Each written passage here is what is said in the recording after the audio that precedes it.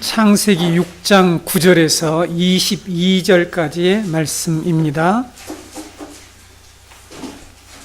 이것이 노아의 족본이라. 노아는 의인이요 당대의 완전한 자라. 그는 하나님과 동행하였으며 세 아들을 낳았으니 셈과 함과 야벳이라. 그때에 온 땅이 하나님 앞에 부패하여 포악함이 땅에 가득한지라. 하나님이 보신즉 땅이 부패하였으니 이는 땅에서 모든 혈육 있는 자의 행위가 부패하였음이었더라. 하나님이 노아에게 이르시되 모든 혈육 있는 자의 포악함이 땅에 가득함으로 그 끝날이 내 앞에 이르렀으니 내가 그들을 땅과 함께 멸하리라. 너는 고페루 나무로 너를 위하여 방주를 만들되 그 안에 칸들을 막고 역청을 그 안팎에 칠하라. 내가 만들 방주는 이러하니 그 길이는 300규빗, 너비는 50규빗, 높이는 30규빗이라. 거기에 창을 내되 위에서부터 한 규빗에 내고 그 문은 옆으로 내고 상중하 3층으로 할지니라. 내가 홍수를 땅에 일으켜 무릇 생명의 기운이 있는 모든 육체를 천하에서 멸절하리니 땅에 있는 것들이 다 죽으리라. 그러나 너와는 내가 내 언약을 세우리니 너는 내 아들들과 내 아내와 내 며느리들과 함께 그 방주로 들어가고 혈육 있는 모든 생물을 너는 각기 암수 한 쌍씩 방주로 이끌어 들여 너와 함께 생명을 보존하게 하되 새가 그 종류대로 가축이 그 종류대로 땅에 기는 모든 것이 그 종류대로 각기 둘씩 내게로 나아오리니 그 생명을 보존하게 하라. 너는 먹을 모든 양식을 내게로 가져다가 저축하라. 이것이 너와 그들의 먹을 것이 되리라. 노아가 그와 같이 하여 하나님이 자기에게 명하신 대로 다 준행하였더라. 아멘. 오늘은 여러분들이 신학교에 온 건지 아니면 이 교회에 온 것인지 좀 헷갈리는 그런 시간이 될지도 모르겠습니다. 여러분들이 말씀을 자세히 듣지 않으면 좀 어려움을 느끼시고 이게 신학교에 온 게 아닌가 하는 이런 생각이 들 텐데, 여러분 설교의 목적은 하나님의 말씀의 의미를 정확하게 전달해서 성도들로 하여금 그 말씀을 깨닫고 그 말씀을 믿고 실제로 살게 하는 것이죠. 이것이 목적이기 때문에 가장 우선적으로 우리가 하나님의 말씀을 정확하게 깨닫는 것이 중요합니다.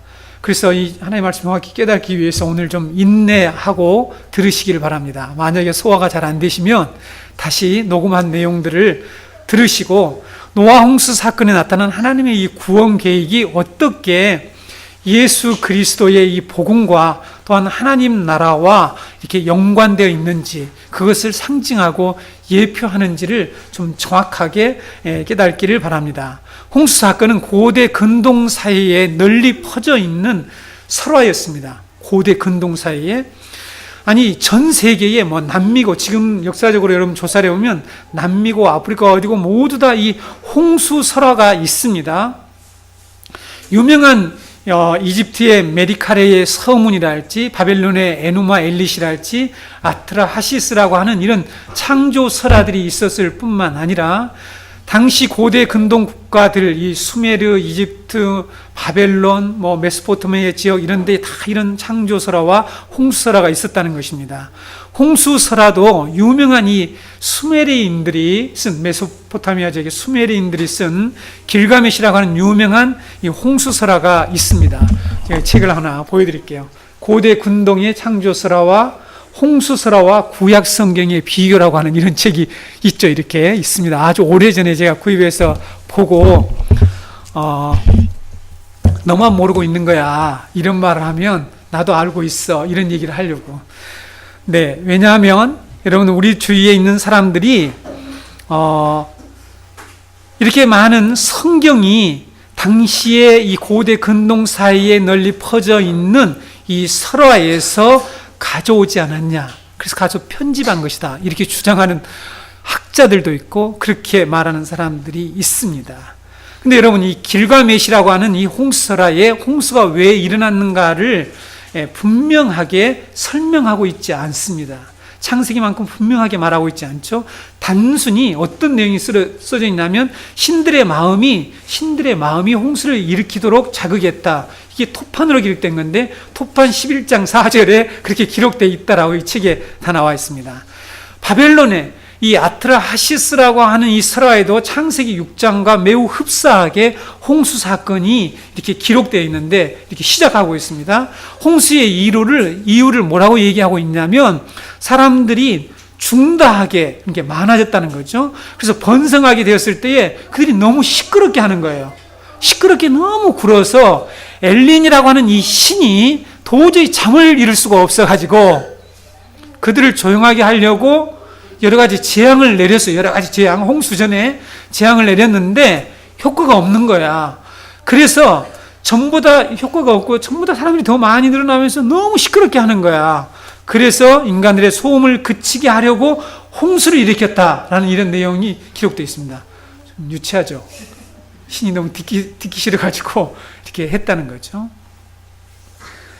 여러분, 성경의 기록 연대가 사실상 이런 이 설화들, 바벨론, 아시리아, 수메르 이런 창조설화나 홍수설화보다 후대에 기록되어 있습니다. 그래서 이 노아의 홍수 사건이 당시 고대 근동 사이에 퍼져 있는 이런 신화, 설화에서 가져와서 짜집기 한 것이라고 말하는 사람이 있단 말입니다. 그래서 누가 아트라하시스, 길가메시, 에누마 엘리시 이렇게 얘기하면 처음 들어봤다 이렇게 얘기하면 안 됩니다. 우리 정교회 성도님들은 너만 모르고 있는 거야. 다 이게 설화에 있는 거야. 이렇게 얘기하면 벙쪄가지고 이 얘기들을 한 사람이 있어요. 우리 한국에서도.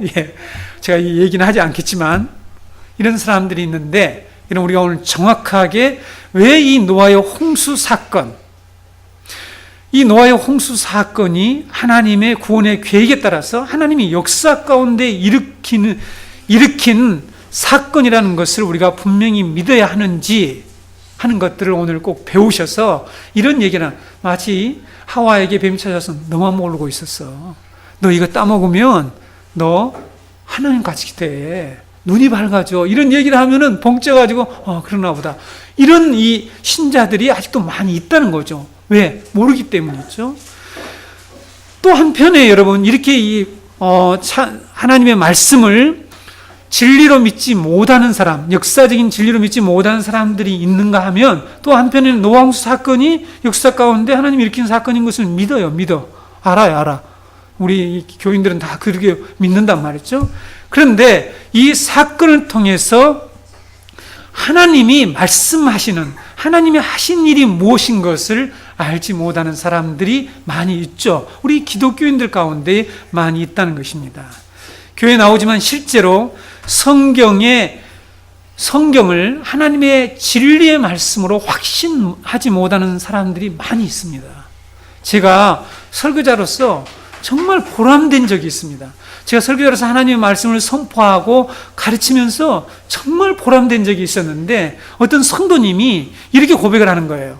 어떤 성도님이 제가 목사님께 말씀을 배운 후에 제가 그동안 성경을 신화로 생각했었는데, 그러니까 그리스 신화, 로마 신화, 저희 집에도 다 책이 있습니다. 그리스 신화, 로마 신화 읽어보셨나요? 네. 그리스 신화나 이 로마 신화처럼 생각을 해왔대요. 근데 이제 성경이 하나님의 말씀이고 역사 가운데 일어난 역사적 사실의 진리라는 것이 믿어집니다. 이런 고백을 하는 거예요. 얼마나 제가 보람이 됐는지 모릅니다. 그래. 내가 이렇게 정말 하나님의 말씀을 준비해서 전하는 이 보람이 있구나 하는 이런 적이 있습니다. 여러분, 이제부터 이제 몇 주 동안 우리가 계속해서 노아 홍수 사건이 꽤 길죠. 노아 홍수 사건에 대해서 우리가 몇 주 동안 자세히 배우게 될 텐데, 우리 성도님들도 노아 홍수 사건이 가지고 있는 이 신학적 의미, 그래서 오늘 우리가 신학교에 왔는지 모른다고 얘기했죠. 신학적 의미와 이 구속사적인 의미를 정확하게 배워서 성경의 진리를 설화나 이 신화로 생각하는 자들이 우리들에게 찾아와서 성경을 부인하거나 믿지 못할 때에, 그래서 성경에 기록된 이런 사건들을 들어서 아는 데에 진정으로 막연히 믿는 사람들이 많이 있잖아요. 지금 없다는 것입니까? 예, 우리 주위에 많이 있잖아요. 그렇죠. 막연히 믿어요. 그냥 사건만 믿는 거죠.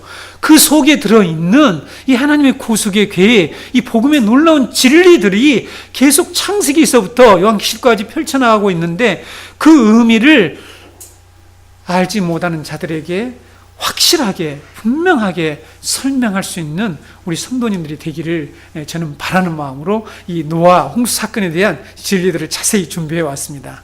우리가 먼저 이 노아 홍수 사건의 성격에 대해서 살펴보겠습니다. 노아 홍수 사건은 하나님 나라의 완성에, 즉 하나님 나라의 중요한 측면들, 하나님 나라가 이루어지기 위해서 반드시 이루어져야 할 중요한 이 측면들, 특징들이 있는데, 성격들이 있는데 뭐냐면 구속, 심판, 우주적인 재창조, 종말의 하나님 나라 이런 완성을 보여주는 이 예표적인 성격을 띠고 있다는 것, 가지고 있다는 점입니다. 예표적 성격을 가지고 있다는 것. 어떤요?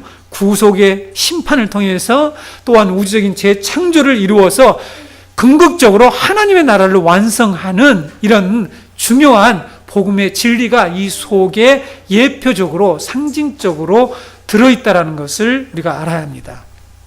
그래서 우리 여기서 잠깐 정리를 하고 넘어가야 할 내용이 있죠. 제가 설교 시간에 예표라는 말을 쓰는데 설명을 한 번도 해준 적이 없구나. 예표 이렇게 계속 이게 신학적인 용어이면서 우리가 알아야만이 성경을 제대로 이해할 수 있기 때문에 예표가 뭔지를 말씀드리겠습니다. 이 모형론이라고도 말하고 예표론이라고 하는데 이 의미를 우리가 알고 난 후에 노아 홍수 사건이 어떻게 하나님 나라 완성의 예표적 사건이 되는지를 제가 구체적으로 말씀드리겠습니다. 여러분 주보에 기록되어 있죠? 주보에 보시면 예표론이란 하나님의 구원 계획에 따라 역사 가운데 일어난 하나님의 이 구원의 활동들이 성경에 전부 기록되어 있습니다. 그렇죠? 모세 이야기, 방주, 이런 이 노아의 홍수 사건, 이런 모든 것들이 결국은 하나님의 역사 가운데 하나님의 구원 활동들이죠. 이런 구원 활동들이 그리스도 안에서 성취되고 절정을 이루게 될 텐데 그 절정을 이루게 될 구속 사역으로 해석을 하는 거죠. 그것을 해석을 해내야 되는데 해석하고 이해해야 되는데 그것을 가리켜서 예표적 해석이라고 말하고 예표론이라고 합니다. 제가요 지금 모형론, 예표론이라는 책 입담하게 한 것을 두 줄로 요약을 했습니다. 아시겠죠? 예, 두 줄로 요약했기 때문에 정확하게 이해를 하고 계셔야 돼요. 좀 신학교 온 느낌이 좀 들죠? 네. 그래서 여러분, 하나님의 구속 계획에 의해서 점진적으로 하나님의 구원 활동이 다양하게 설명을 해나가는데 목표는 뭐냐면 예수 그리스도예요. 그 하나님의 나라를 얘기한단 말이죠. 그것을 예표하고 상징하는 것도 우리가 정확히 이해를 하게 되면 우리가 계속 구역의 이런 사건 속에서 정말 이 복음을 듣게 되고 하나님의 구속의 약속이 무엇인지를 깨닫게 된단 말이죠. 그래서 그걸 붙들고 우리가 살게 하도록 하기 위해서 이 말씀이 기록되어 있는데 이것이 무슨 설화에서 가져왔는지.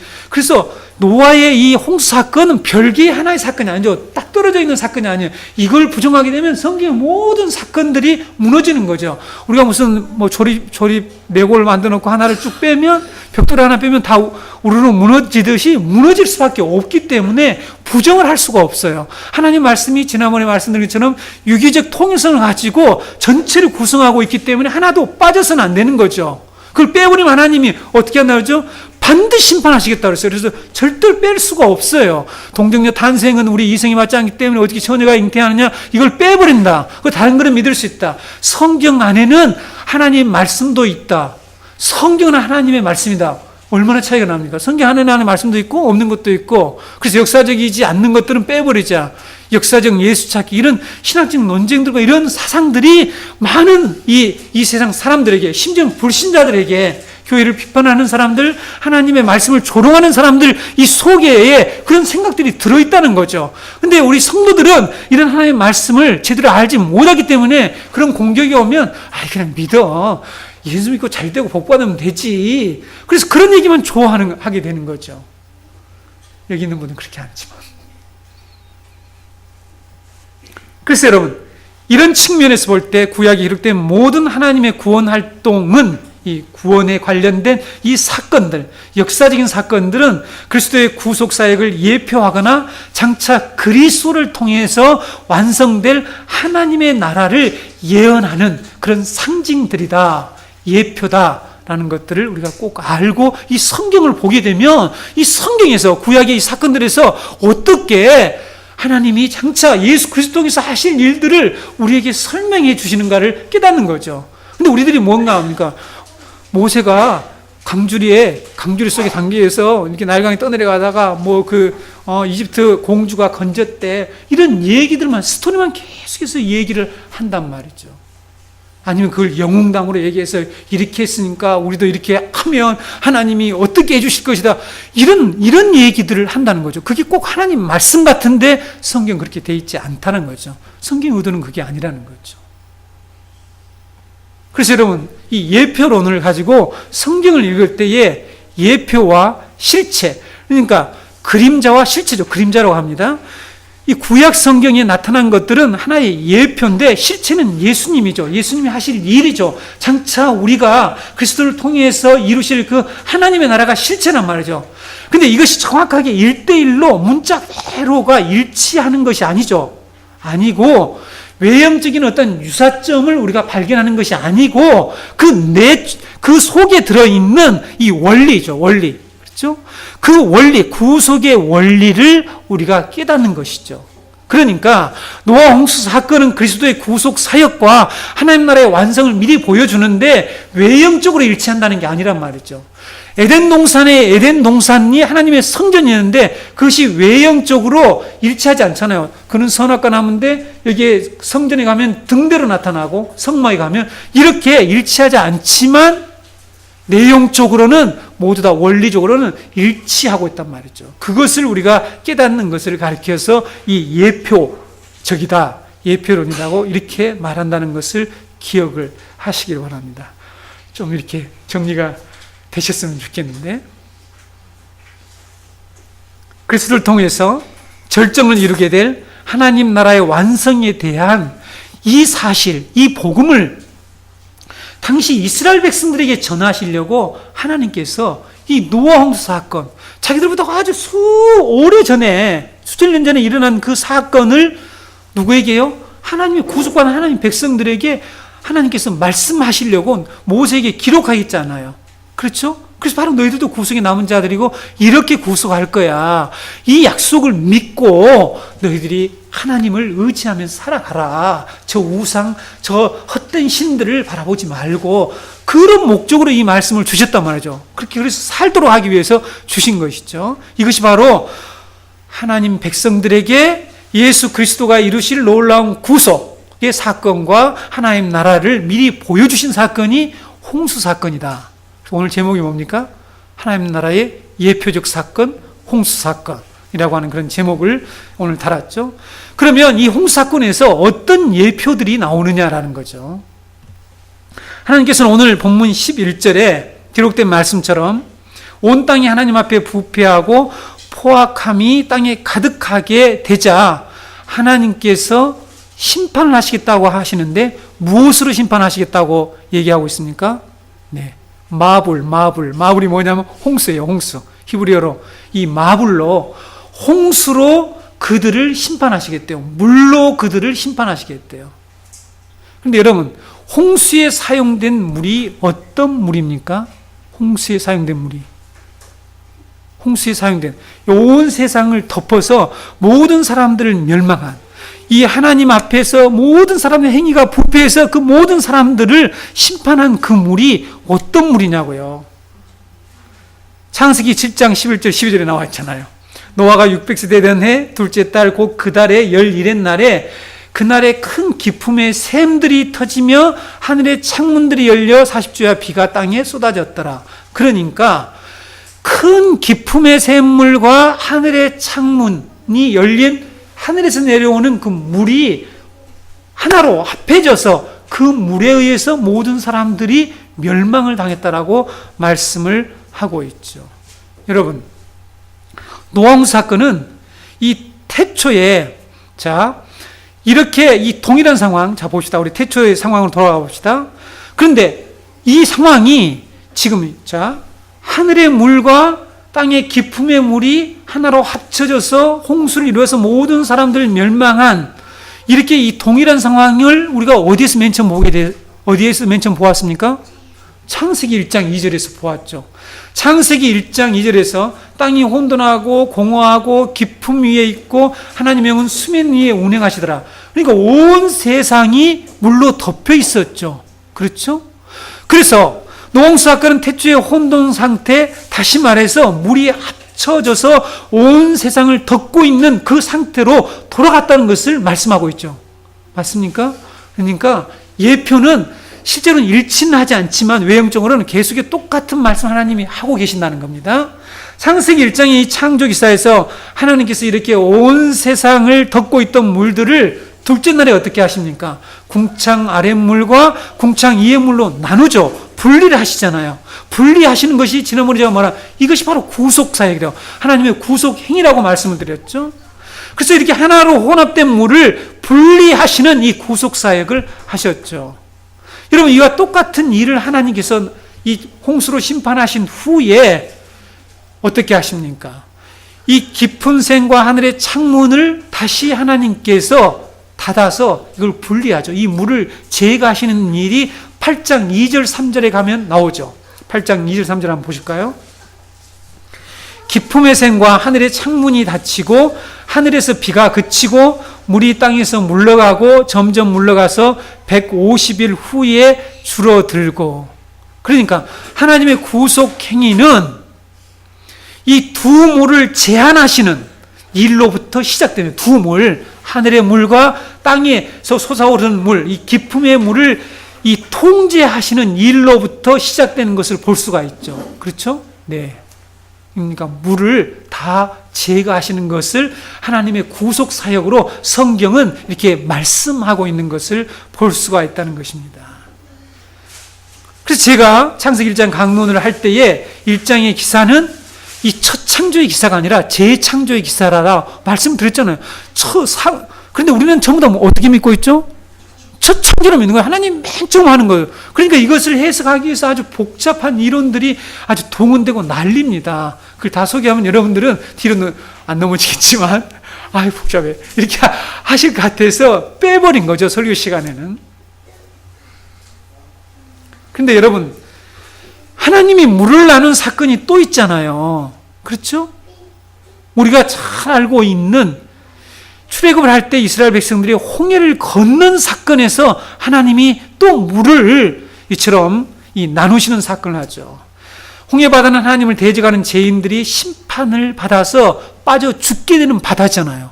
맞죠? 그러니까 여기서 이 홍수가 모든 죄인들을 다 빠져 죽게 해서 하나님이 멸망하신 것이나 이 애굽의 군대를 홍해 바다에 전부 다 수장시킨 사건이나 동일한 하나님의 심판의 사건입니다. 그러니까 하나님의 적군들, 죄인들은 대적하는, 하나님 나라를 대적하는 자들은 심판하시고 그 다음에 하나님의 약속의 백성들은 그 물 가운데서 건져내신 것을 성경은 구원이라고 한단 말이에요.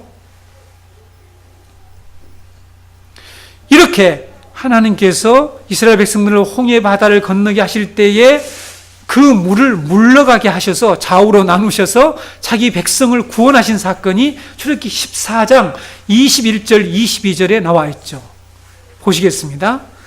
모세가 바다 위로 손을 내밀어 여호와께서 큰 동풍이 밤새도록 바닷물을 물러가게 하시니 물이 갈라져 바다가 마른 땅이 된지라. 이스라엘 자손이 바다 가운데를 육지로 걸어가고 물은 그들의 좌우에 벽이 되니.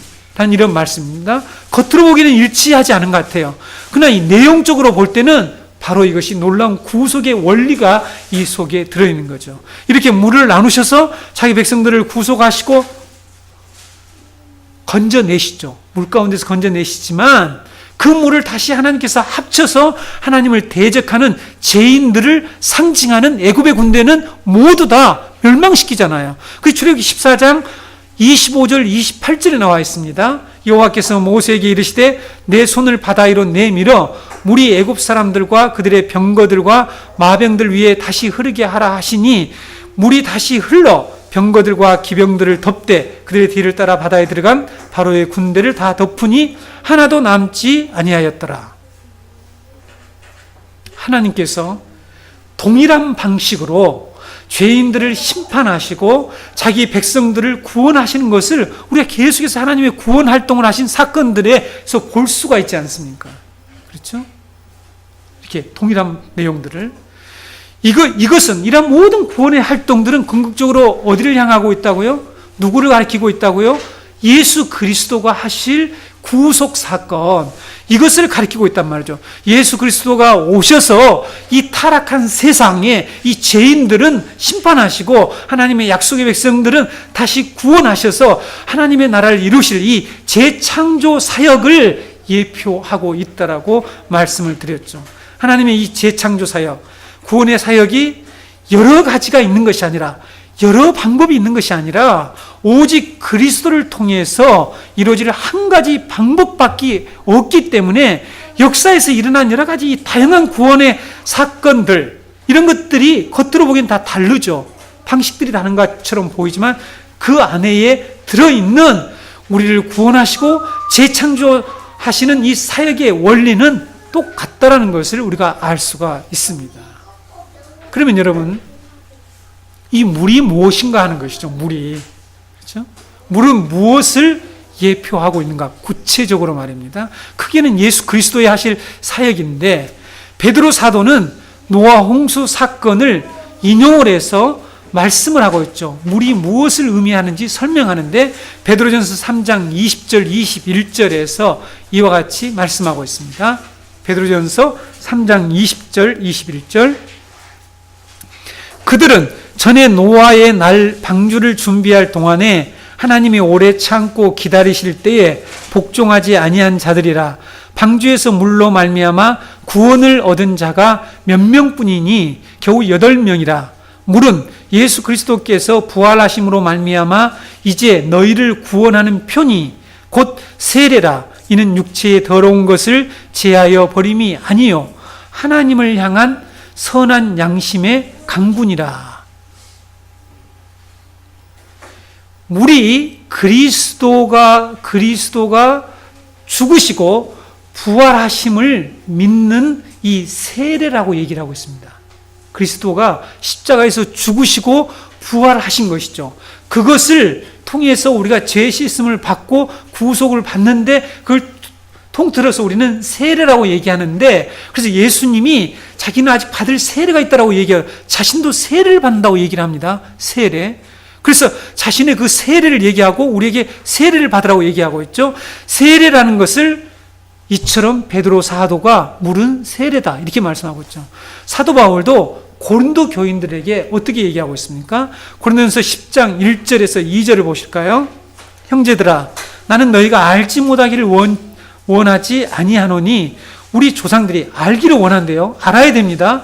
여러분, 이걸 알지 못하고 뭐 세례도 대충 받고 세례의 의미도 뭔지도 모르고 하는 사람들이 참 많이 있는 것 같아요.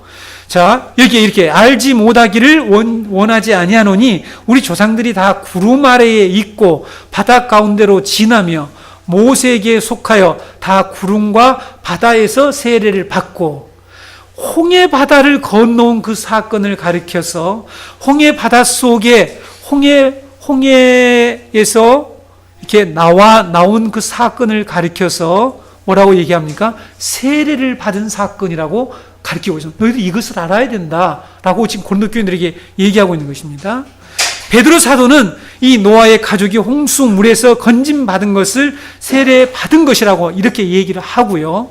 사도 바울은 이스라엘 백성들이 홍해 바다에서 건짐받은 것을 세례받은 것이라고 이렇게 말하고 있지 않습니까? 세례가 뭡니까? 그리스도가 십자가에서 죽으시고 부활하심을 믿는 것이죠. 그래서 믿고 우리도 똑같이 이 물속에 잠겨서 다시 예수 그리스도를 통해서 우리가 살아난 것을 고백하는 것이죠. 이것이 세례 아닙니까? 그러니까 우리 모두는 홍수 물속에 이 홍해 바다에 모두 빠져서 죽어야 할 그런 자들이죠.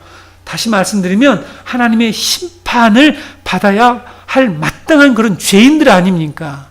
그런데 예수 그리스도를 통해서 예수 그리스도를 믿음으로 구원받았다는 것들을 우리가 공개적으로 고백하는 것이 세례인데, 이 물이 우리 언약 백성들에게는 세례라는 것입니다. 그러나 멸망당하는 자들에게는 심판의 도구라는 것이죠. 요한복음 3장을 보게 되면 유대인의 지도자 바리새인인 니고데모가 밤중에 예수님을 찾아온 사건, 우리가 잘 알잖아요. 사건만 알면 안 됩니다. 그 뜻을 알아야 됩니다. 예수님을 찾아와서 뭐라고 얘기합니까? 당신은 하나님께로부터 오신 선생인 줄 압니다.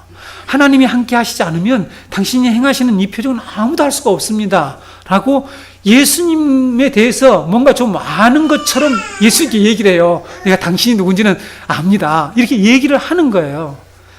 예수님이 이 말을 들으시고, 그래, 내 말이 맞아. 너는 나를 알아보는구나. 이렇게 반응을 하시는 게 아니에요. 이렇게 반응을 하시지 않고 뭐라고 얘기를 하고 있습니까? 사람이 거듭나지 아니하면 하나님의 나라를 볼 수 없느니라. 또 다시 뭐라고 했냐면, 사람이 물과 성령으로 거듭나야만 하나님의 나라에 들어갈 수 있느니라. 이렇게 말씀을 하시니까 니고데모가 황당해 하는 거죠. 놀랬습니다. 어떻게 늙은이가 어머니 뱃속에 들어갔다가 나올 수 있습니까? 모태에 들어갔다 나올 수 있습니까? 이렇게 반문하잖아요. 어찌 이런 일이 있을 수 있습니까? 하고 놀랬습니다. 그래서 예수님께서 뭐라고 얘기했습니까? 요한복음 3장 10절에 너는 이스라엘 선생인데 이런 것도 모르냐? 이렇게 얘기를 하는 거예요. 핀잔을 두고 질책을 하는 거예요. 너는 그것도 모르냐? 지금 내가 한 이 말 뜻을 모르니? 예수님께서 창세기 1장의 이 창조 기사와 노아 홍수 사건과 홍해 사건에서 가리키고 있는 이 구속의 사건들을 한마디로 요약해서 물과 성령으로 거듭나야만이 하나님 나라에 들어갈 수 있다. 이렇게 말하는데 이 말 뜻을 알아듣지를 못한 거예요.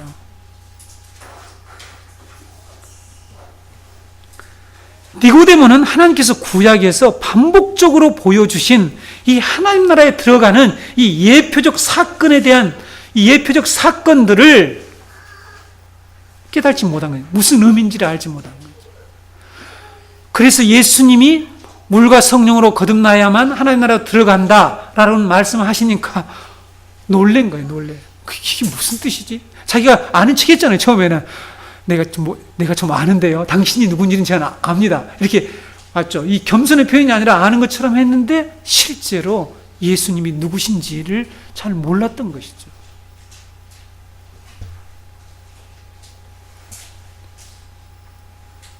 오늘날에도 여러분, 많은 교인들이 물과 성령으로 거듭나야 하리라는 이 말씀이 창세기 1장에 수면 위에 운행하시는 여호와 하나님의 신과 이 노아 홍수 사건에서 이 물로 구속받은 사건, 세례를 통해서 구속받은 사건, 노아 홍수 사건, 이 모세의 홍해 사건, 홍해를 건넌 사건과 연관된 말씀이라는 것을 알지 못하고 있잖아요.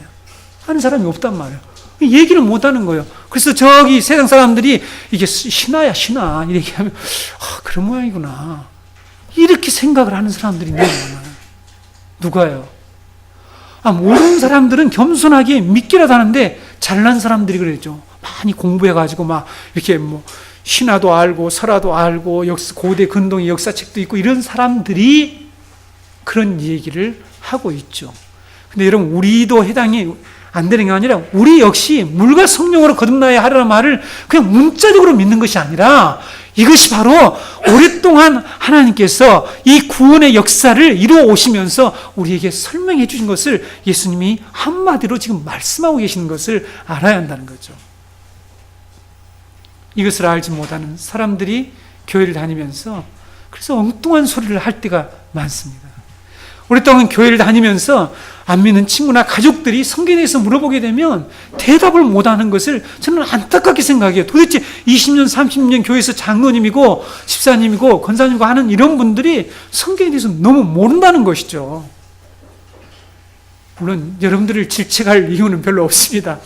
여기는 여기 우리들이 문제죠. 그래서 앞에서 말씀드린 것처럼 그건 다 신화야 이런 말을 하면 그 다 설화에 나와 있어 이런 말을 하면 그래 하고 이런 반응을 하는 이 어리석은 신자가 되어서는 안 된다는 거죠. 제가 앞에서 비유했잖아요. 뱀이 하와에 찾아와서 실제로 그런 표현은 안 했지만 의도는 그거예요. 너는 모르고 있는 거야. 이거 따먹으면 눈이 밝아져. 하나님 같이 돼.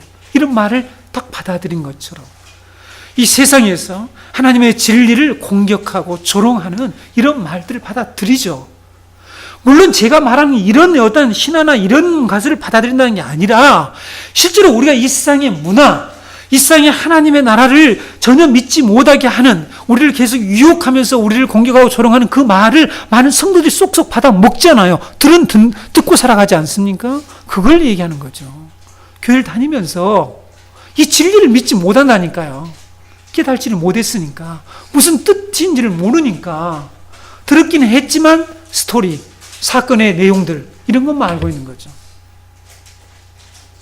그래서 이런 사람들이 진리의 기독교를 천박한 기독교로 만들었다는 거죠. 그 사람들이 누구냐는 것이죠. 하나님의 구속의 진리에 대해서 무지한 자들이라는 것입니다. 안타깝지 않아요? 그래서 우리가 말씀을 정확하게 배워야 합니다. 두 번째, 여러분, 이 물과 성령으로 거듭나 하나님 나라에 들어간다는 예수님의 말씀에 근거해서 이 예표가 홍수 사건에 나와 있는데, 두 번째는 바람의 역할이죠. 바람. 루아흐라고 하는 이 바람의 역할. 두 번째 홍수 사건에 나온 예표가 무엇인가 하면, 하나님이 물로 심판하시고 그 물을 어떻게 제거를 하셨습니까? 네?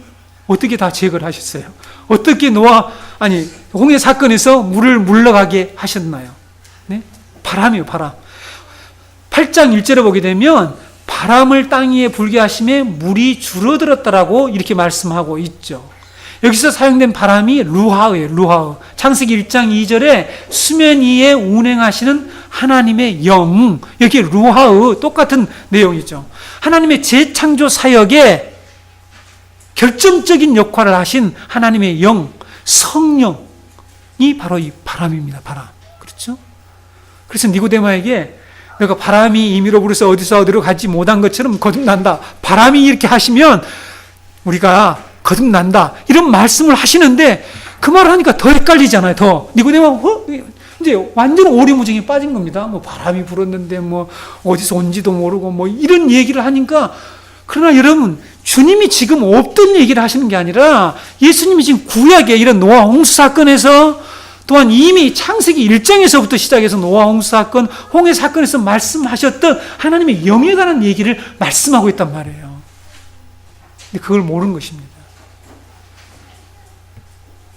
이스라엘 백성들이 홍해 사건에서 이스라엘 백성들의 앞을 가로막아서 이제 죽음 직전에 있잖아요. 적군들이 쳐들어와서 앞에는 홍해가 가로막혀 있죠. 이제 우리가 모두 다 이 몰살에서 빠져 죽든지 적군에 이렇게 공격을 받아 죽든지 하는 그런 상황이 있을 때 하나님께서 모세에게 어떻게 하셨습니까? 지팡이를 바다로 이렇게 바다 앞으로 손을 내밀면 어떻게 된다고 그랬습니까? 바다가 갈라지는데 어떻게 하나님께서 이 바다를 갈르셨냐는 거죠.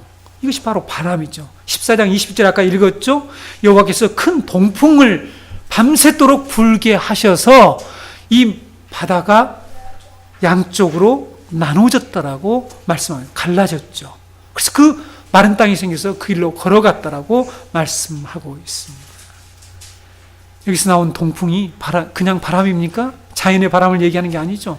바로 창세기 1장 2절에 말씀하고 있는 수면 위에 운행하시는 하나님의 영, 동일한 성령을 얘기하고 있죠. 넘실대며 이스라엘 백성을 삼키려고 하는 바다를 마른 땅으로 만든 것이 성령이라는 증거가 성경에 있어요. 제가 그냥 해석하면 안 되겠죠. 이사야 63장 11절을 보실까요? 이사야 63장 11절.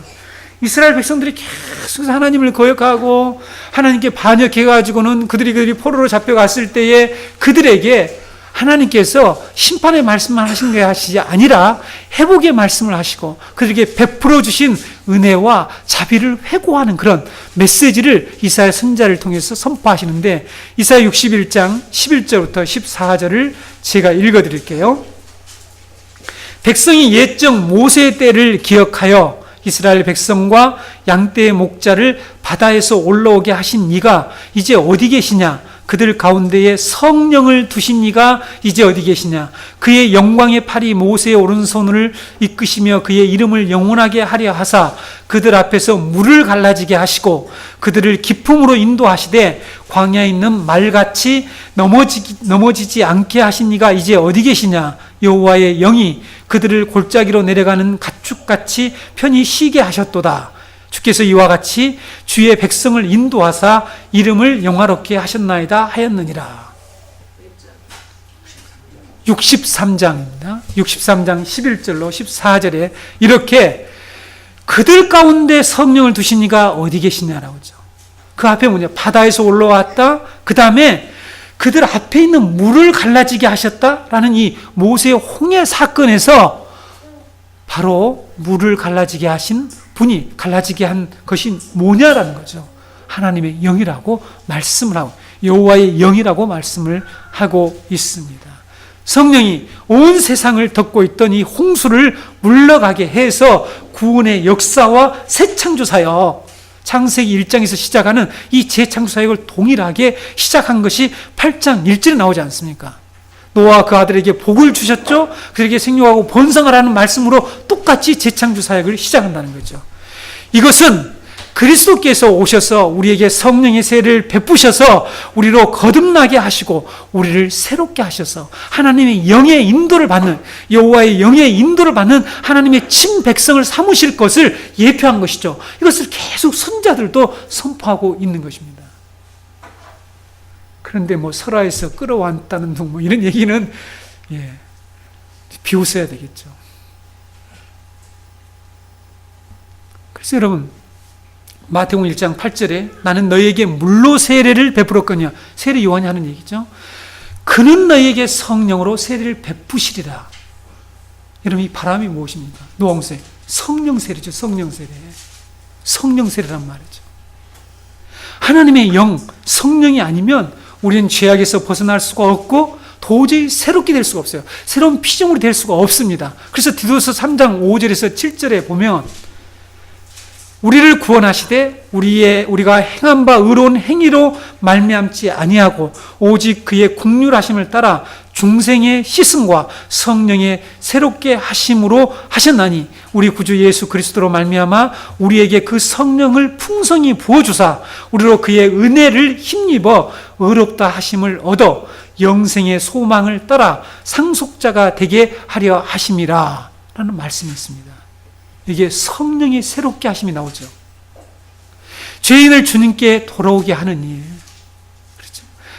우리가 새롭게 되는 일, 오직 하나님의 영이 우리 가운데 불어서 이처럼 이 동풍처럼 불어서 바람이 불어서 모든 이 세상을 덮고 있던 모든 홍수를 물러가게 한 것처럼 하나님의 성령만이 우리를 구속하신단 말이죠. 우리를 구원하신다라고 말씀하고 있습니다. 우리를 삼키려고 하는 이 죄악의 물결, 이 두려움의 홍수를 물리칠 수 있는 것은 성령의 역사뿐이라는 것이죠. 여러분, 지금 우리가 왜 하나님의 약속의 말씀을 신뢰하지 못합니까? 우리가 살아갈 때 두려워하는 게 뭡니까? 이 세상의 물결, 죄악의 물결, 이 죄악의 이 문화의 물결, 홍수들이 우리들에게 넘실대면서 우리를 삼키려고 한단 말이죠. 이것을 물리칠 수 있는 능력이 성령의 역사라는 거죠. 그래서 우리가 성령을 받으라고 얘기해요. 성령 우리에게 충만하게 풍성히 부어주셨다라고 말씀을 하고 디도서 3장에서 말씀하고 있는 것입니다. 그러므로 우리는 하나님의 구원사역을 할 때에 예를 들면 우리가 구원사역을 한단 말이죠. 복음사역을 한단 말이죠. 그럴 때 누구를 전도하거나 어떤 사람이 정말 변화되기를 바라거나 신앙의 장벽이 신앙생활을 하는 동안에 우리 앞에 장벽들이 참 많이 있습니다. 그렇죠? 이 세상의 장벽들이 구체적으로 열거하지 않지만 우리에게 너무너무 많잖아요. 우리의 가정 상황이랄지 우리에게 두려움을 주는 이런 모든 것들이 내 앞에 막을 때 우리가 해야 할 일은 바로 성령의 바람을 구하는 거예요. 그렇죠? 성령의 역사를 구하는 것이죠. 다른 길이 없기 때문입니다. 예수님도 부활하신 후에 제자들에게 하나님의 나라에 이 복음 사역을 맡기고 이제 승천을 하셔야 되는데 그들에게 나타났습니다. 그렇죠? 어디에 나타나요? 그들이 두려워가지고는 이 방 안에 있을 때에 주님이 거기에 나타나셨죠. 그리고 그들에게 이 복음 사역을 맡기고 가셔야 하는데 그들에게 하신 말씀이 무엇입니까? 요한복음 20장 21절 23절에 보게 되면 예수께서 또 이르시되 너희에게 평강이 있을지어다. 아버지께서 나를 보내신 같이 나도 너희를 보내노라. 이 말씀을 하시고 그들을 향하여 숨을 내쉬며, 이것이 헬라어로는 루하우죠. 숨입니다. 숨. 그렇죠? 영을 내쉬며 숨을 내쉬며 이르시되 성령을 받으라. 너희가 누구의 죄든지 사하면 사하여질 것이요 누구의 죄든지 그대로 두면 그대로 있으리라 하시니라. 성령을 받으라고 말씀하시고 성령을 받게 되면 엄청난 권세를 가지게 된다라고 말씀하고 있죠. 그 권세가 무엇입니까? 죄를 사할 수 있는 권세래요. 죄를 사할 수 있는 권세. 이 죄를 사할 수 있는 권세를 다르게 설명하게 되면 생명을 보존할 수 있는 그런 권세죠. 죄인이 생명을 보존할 수 있는 것은 죄사함을 받아야 되는 것이죠. 이 죄사함의 권세는 바로 지금 노아 홍수에 나오는 생명을 보존하는 거죠. 다 죽어가는 상황에서 성령의 바람이 불어서 생명을 보존하게 되죠. 그래서 새창조 사역이 시작되는데 이것을 말씀하고 있는 거죠. 여러분, 이렇게 노아 방주의 바람, 수면 위에 운행하시는 하나님의 신, 홍해 바다를 가른 이 동풍은 사도행전에서 보는 바와 같이 성령의 바람이 복음의 역사를 이루실 것이라는 것을 예표하는 예언의 형태로 말씀하고 있는 그런 사건들이라는 것을 우리가 알아야 합니다. 그래서 우리는 성령님을 의지해야 되겠죠. 그렇죠?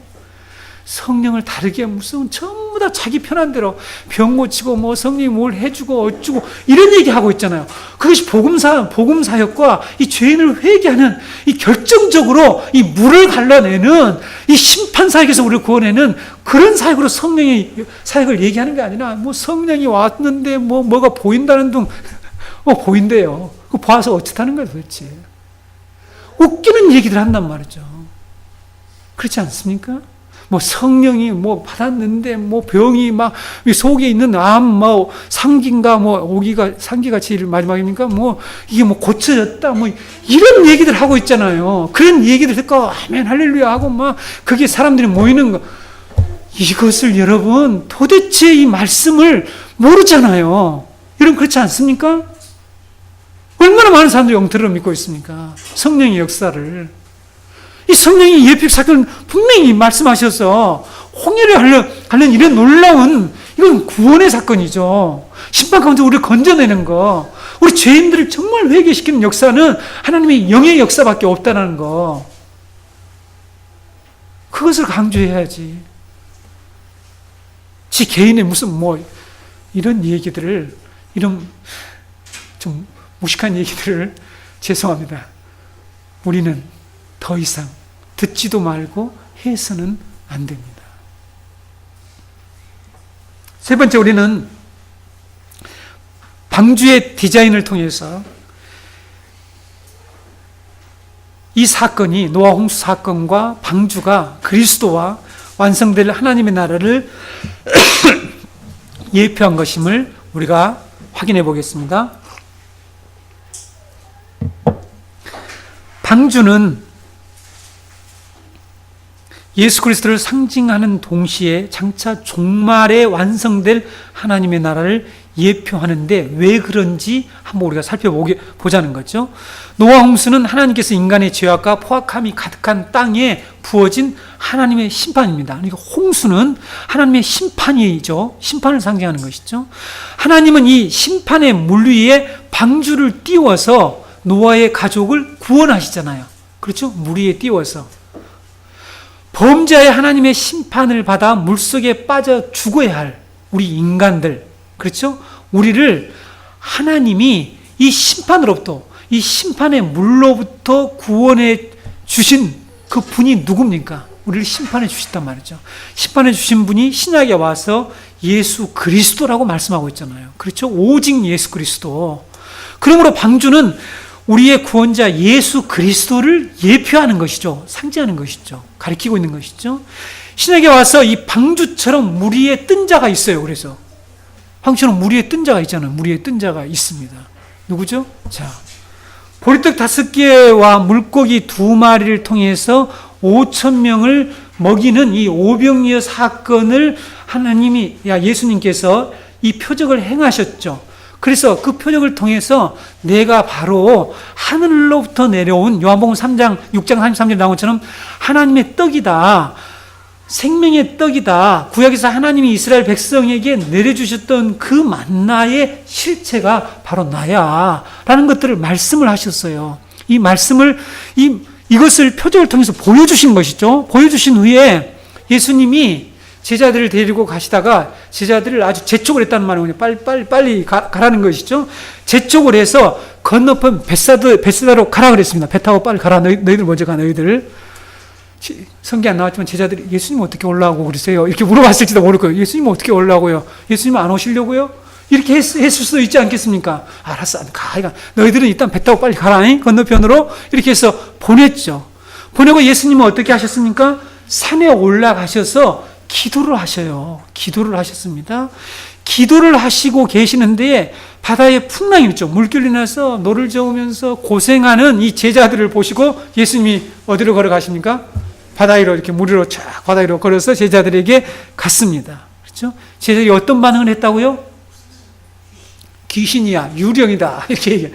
유령이다 하고 소리를 지르며 법석을 떨고 무서워했습니다. 여러분 마태복음 14장 22절로 27절 한번 다시 읽어드릴 테니까 들어보세요. 마태복음 14장 22절 이해합니다. 예수께서 즉시 제자들을 재촉하사 자기가 무리를 보내는 동안에 배를 타고 앞서 건너편으로 가게 하시고 무리를 보내신 후에 기도하러 따로 산에 올라가시니라. 저물매 거기 혼자 계시더니 배가 이미 육지에서 수리나 떠나서 바람이 거스림으로 물결로 말미암아 고난을 당하더라. 밤사경에 예수께서 바다 위로 걸어서 제자들에게 오시니 제자들이 그가 바다 위로 걸어오심을 보고 놀라 유령이라 하며 무서워하여 소리 지르거늘 예수께서 즉시 이르시되 안심하라 나니 두려워하지 말라. 이런 말씀을 하신 것을 볼 수가 있습니다. 여러분 예수님께서 왜 오병이어 사건을 이렇게 표적을 보여주시고 무리들을 다 보내시고 또 제자들도 건너편으로 가라고 하시고 산에 올라가서 이렇게 기도를 하셨을까? 왜 기도를 하셨을까? 기도의 내용은 뭘까? 성경에 기록되어 있지 않습니다. 그런데 우리가 좀 지혜를 가지고 이 말씀을 보자는 거죠. 자신이 노아 시대의 모든 죄인들이 하나님의 심판의 물에 빠져 죽어갈 때에 물 위에 띄워서 하나님의 이 백성을 구원한 방주라는 사실을 사람들에게 깨닫게 하시려고.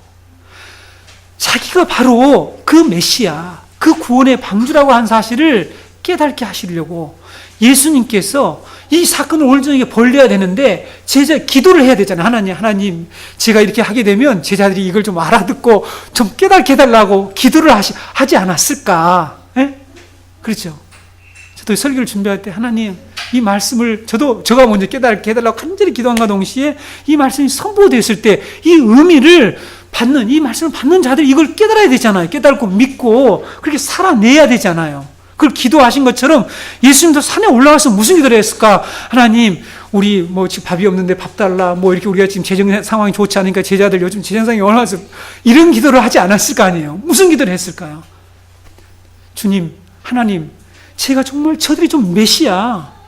내가 오늘도 이렇게 표적을 이루었는데 쟤들이 이 표적을 보고 이 배부른 까닭으로 나를 따르지 저를 메시아인 것을 알지 못합니다. 그래서 제가 다시 이 노아 홍수 사건의 방주 사건을 좀 보여줄 건데 저들로 좀 믿게 해달라고 기도했을 것 같아요. 네, 이것은 제가 말씀을 이렇게 묵상하는 가운데 이렇게 각색한 내용입니다.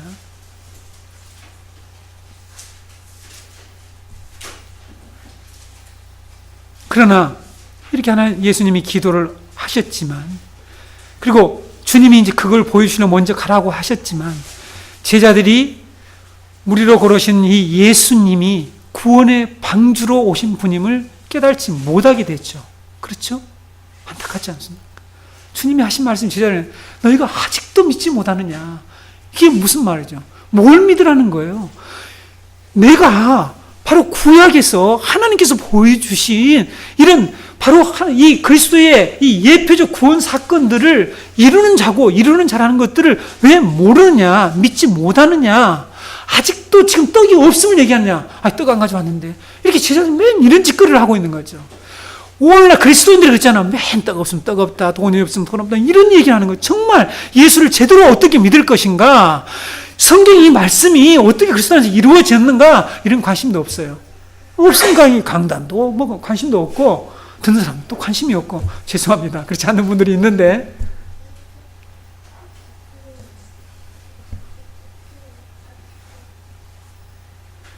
예수님이 바로 이 심판의 물 위에 떠 있는 노아의 방주처럼 예수님이 구원자라고 하는 사실을 그들에게 보여주었지만, 베드로가 어떻게 합니까? 용감한 베드로는 자신도 걷게 해달라고 합니다.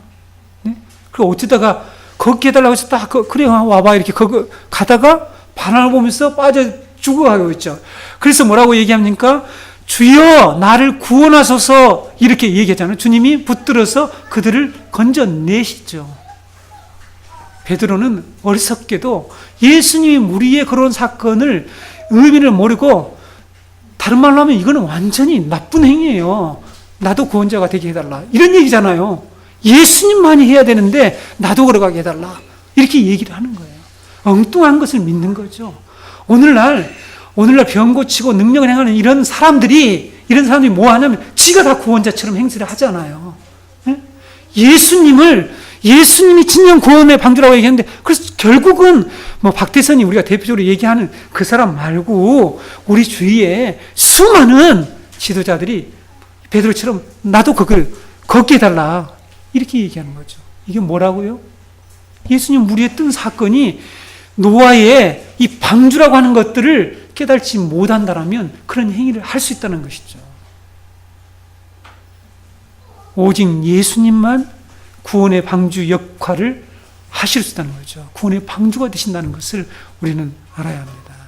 인간의 이성으로 하나님의 말씀을 이해하려고 하는 이 어리석은 사람들은 예수님이 물 위로 걸으신 이 사건이 이 스코틀랜드 한 목사가 한 얘기 때문에 온 사람들이 이렇게 믿고요. 자유주의 신학자들이 지금도 이것을 그대로 받아들이고 있는데, 이렇게 구속사적으로 구원의 방주임을 보여주는, 예수님이 구원의 방주다라는 것들을 이 표적으로 보여준 이 사건을 뭐라고 해석한다고 했죠? 네, 제자들이 착시 현상이 일어나서, 제자들이 물 위로 걸어가는 걸 이 잔잔한 저 물가에서 걸어가는 그 착시 현상이 일어난 거다. 어떻게 인간이 물 위로 걷느냐, 이런 헛소리를 하는 사람들이 있잖아요. 그걸 또 믿어. 영적으로 이렇게 무식한 소리를 하는 사람들 있죠. 여러분, 이런 사람들 때문에 서구 기독교가 완전히 주저앉은 것입니다. 이성으로 하나님 말씀을 이해하려다가 이해가 안 되니까 전부 다 이성주의, 이 문해부흥, 르네상스에 의해서 인본주의가 들어오고, 이성이 모든 것에 최종적인 권위가 되어서 이성으로 이해가 되지 않는 것들은, 그래서 성경도 이성이 아래로 내려간 그 결정적인 사건을 르네상스로 한단 말이에요. 그래서 전방위적으로 하나님의 진리와 기독교를 완전히 공격한 것이 르네상스란 말이에요.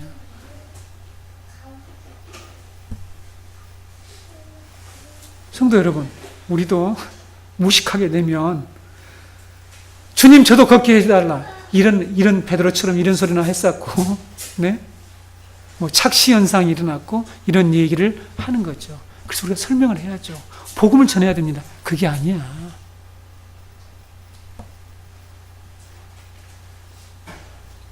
이와 같이 여러분, 홍수 사건의 방주는 우리를 하나님의 심판으로부터 건져주실 예수 그리스도를 예표했다는 것입니다.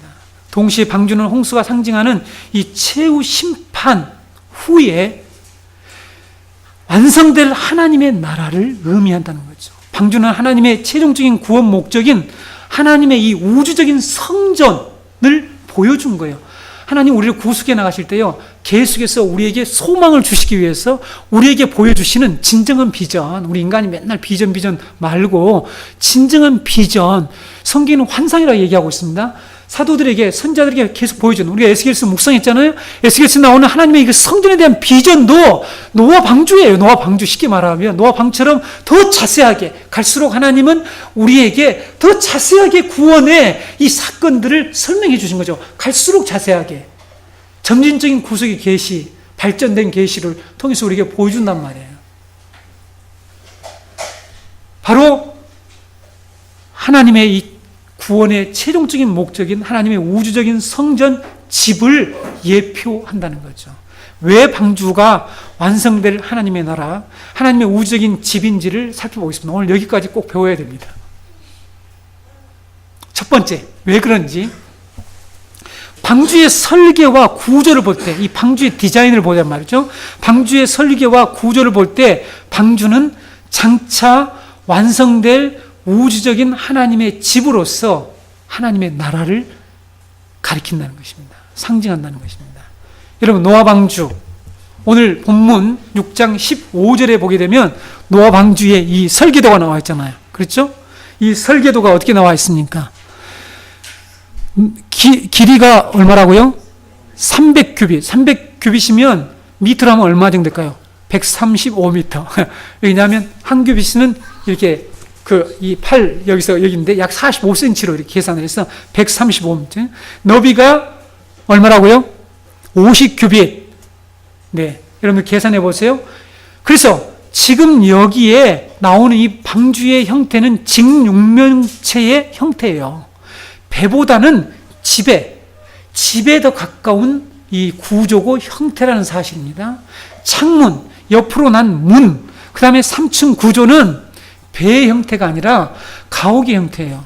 또 이렇게 얘기했더니, 목사님, 오늘날 유람선 보면은 다 3층으로 돼 있고, 뭐 창문 있고 다 돼 있지 않습니까? 또 이렇게 얘기를 하면 안 되죠. 당시의 배에는 이런 형태가 없어요. 이런 배를 만들어낼 수도 없고, 이런 형태가 없잖아요. 오늘날 발전돼가지고 3층도 있고 뭐 이렇게 하지만.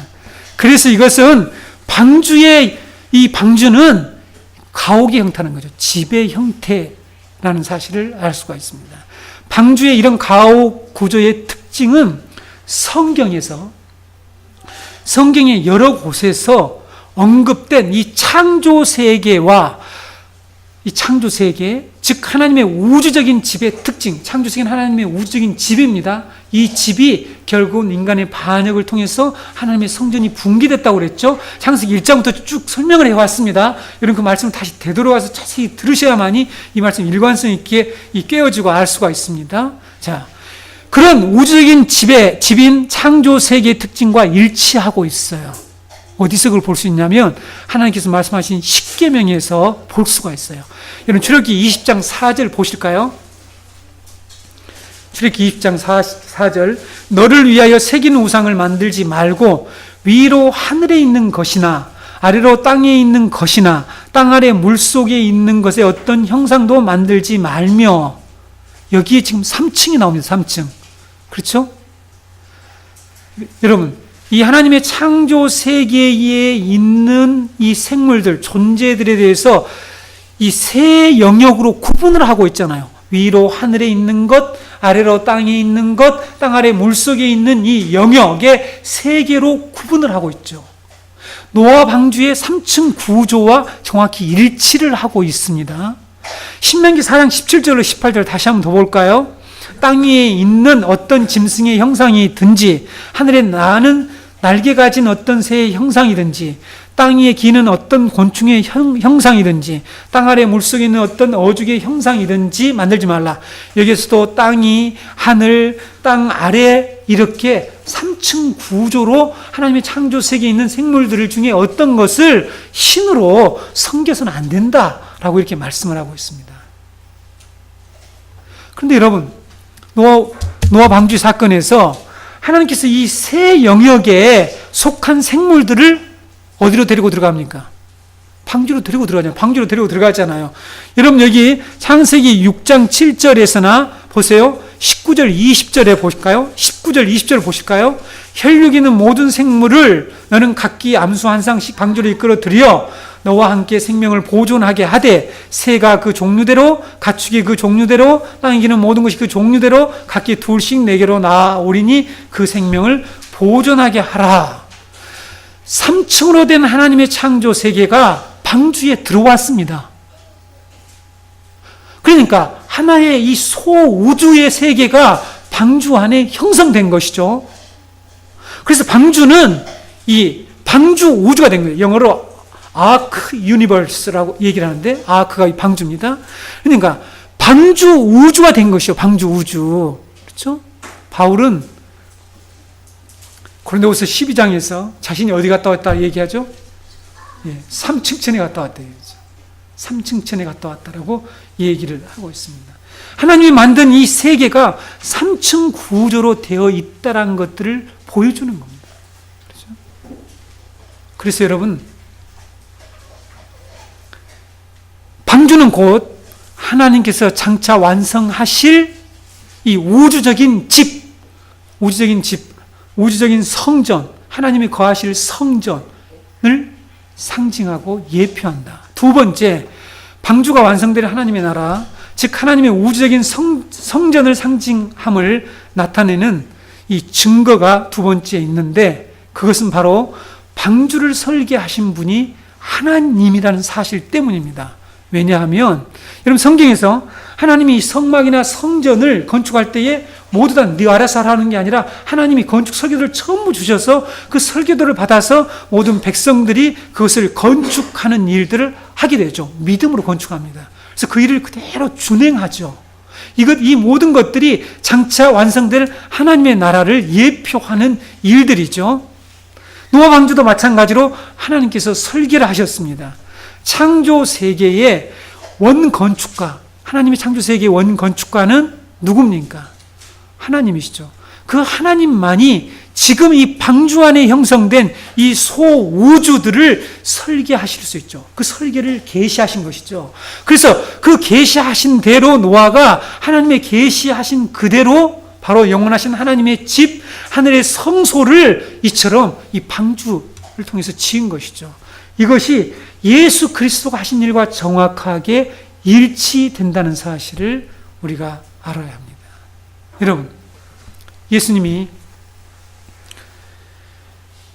우리를 이 하나님의 심판으로부터 구원하시는 구원자가 되실 뿐만 아니라 예수님은 곧 하나님의 성전이지 않습니까? 그렇죠. 하나님의 성전 되는 거죠. 그러니까 구원의 방주라고 할 때에 심판에서 우리를 구원하신 구원자일 뿐만 아니라 하나님의 성전이라는 것들을, 우리는 성전인 것을 성경을 통해서 잘 알고 있습니다. 여러분, 이처럼 노아 방주 사건은 우리에게 재미있는 고대 설화나 사람들에게 어떤 교훈을 주기 위한 그런 얘기가 아니고 우리의 구원의 방주가 되신 예수 그리스도를 말하고 있고 하나님 나라의 완성을 우리에게 말씀하고 있다는 사실을 알아야 합니다. 방주 안에 들어간 자만 하나님의 심판 가운데에서 생명을 보존하게 된다는 이 엄중한 계시를 받은 노아는 아직 눈에 보이지 않는 하나님의 말씀을 붙들고 방주를 지었죠. 이게 바로 우리의 믿음 생활이에요. 사람들이 왜 방주를 짓느냐고 물었을 때 하나님의 계시를 전해 주었겠죠. 그렇죠? 하나님이 심판하신데 물로 하늘과 땅의 물을 이렇게 합쳐가지고 심판하실 것이라고 얘기를 했을 거예요. 그럴 때 뭐라고 했을까요? 사람들이 미쳤구만. 우리말로 미친놈이라고 조롱을 했어요. 미친놈은 그 가족들이 했을 수도 있겠죠. 미친놈이야. 우리들 보고 미친놈이라고 했잖아요. 교회 다니면서 헌금 다 바치고 뭐 이렇게 열심히 하면 미친놈이라고 이렇게 얘기를 하지 않아요. 그런 얘기로 조롱을 받았을 것입니다. 그러나 노아는 이 부패한 세상의 문화나 사조를 따라가지 않고 하나님께서 이루실 그 구원을 바라보며 구원의 집을 열심히 건축했죠. 하나님이 거하실 집을 건축하고 한편으로는 자기의 이 구원의 도구, 그렇죠? 예수 그리스도를 믿는 거죠. 구원의 방주를 짓는 것은 예수 그리스도를 믿는 거예요. 확실하게 믿는 것입니다. 오늘 11절과 오늘 본문 11절과 13절 말씀처럼 오늘 우리가 살고 있는 세상도 하나님 앞에서 부패하고 포악함으로 가득 차 있죠. 완전 부패했습니다. 성경은 하나님께서 이 세상을 심판하실 것이라고 말씀을 분명히 하고 계시죠. 그러나 믿음으로 예수 그리스도라는 방주 안에 들어간 자만 생명을 보존하고 영생할 것이라고 말씀하지, 그렇지 않은 자는 구원을 받지 못한다라고 말씀을 하시죠. 여러분, 마태복음 24장에 이 말씀 우리는 분명히 기억해야 합니다. 마태복음 24장 37절로 39절을 보게 되면 노아의 때와 같이 인자 임함도 그러하리라. 홍수 전에 노아가 방주에 들어가던 날까지 사람들이 먹고 마시고 장가들고 시집가고 있으면서 홍수가 나서 그들을 다 멸하기까지 깨달지 못하였으니 인자 임함도 이와 같으리라. 세상 사람들이 하나님의 이 말씀을 선포했을 때 복음을 선포한 것이죠. 그럴 때에 무슨 일을 했다고요? 먹고 마시는 일에 집중했다는 거죠. 시집가고 장가가는 일, 집 사고 하는 일, 일에 인생의 목표를 두고 살아가고 있었다는 거죠. 그래서 하나님이 말씀하신 것들을 기전에도 듣지 않는 거예요. 하나님의 심판과 이 구원의 말씀을 듣지 않기 때문에 그들은 당연히 심판이 다가오는데 깨달지 못했다라고 말씀하고 있는 것입니다.